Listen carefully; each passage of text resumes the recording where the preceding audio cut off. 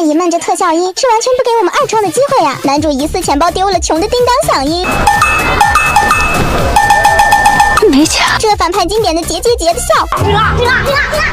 两个人鸟语花香的口吐芬芳。两个人斗嘴的拔剑相向音。梦儿喜欢虚怀若谷之人。这跟喜欢也没什么。自然不会喜欢一个不请自来之人嘛。对话突然的暧昧音，下一秒单身狗无语。我就信他。